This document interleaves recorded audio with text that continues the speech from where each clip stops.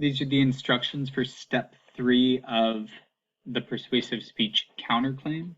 In step 3, you're going to complete the counterclaim section in our rough draft document, introducing and disproving opposing arguments to your claim. We are writing in the counterclaim section of your speech rough draft task card. And in the counterclaim section, you should have copied and pasted in the template that matches the goal score you set for the skill of counterclaim. So depending on what you're doing, what score you're shooting for, you should have different tables in there. All of the tables are found at the bottom of the speech counterclaim cognitive skill card. And what you need to do now is type your counterclaim into the space provided in the template that you are using. Let yourself be guided by the writing along the side, which matches the counterclaim rubric checklist. The easiest, or the first template that I give you down there is at a 4, because remember, a 3 wouldn't be a passing score, so everyone's going to shoot for at least a 4.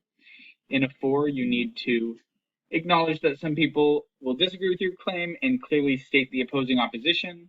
You need to clearly explain the difference between your speech claim and the opposing position. As you're working through these, and each one basically adds one part as you go down. The 5 has the 2 sections from above and a new section where your evidence for counterclaims is provided, and you explain why, despite the evidence, your counterclaim is still incorrect. And level 6 has an added section that states enough evidence is provided to fairly support the counterclaim. Then the strengths and weaknesses of the counterclaim are pointed out in a way that leads the audience to understand why your speech claim is correct. I think the best pointer I can give you is that as you're working, you should refer back to this counterclaim example. Look over, if you're shooting for that 4, like, what does a 4 really look like? How does the 4 answer those 2 sections that you'll be answering? How does a 5 answer the 3 sections that you'll be answering if you're shooting for a 5?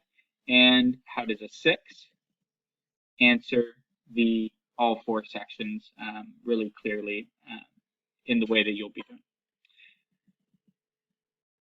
Check over those examples, write out your own counterclaim, and after you finish this, you're going to do a self-assessment.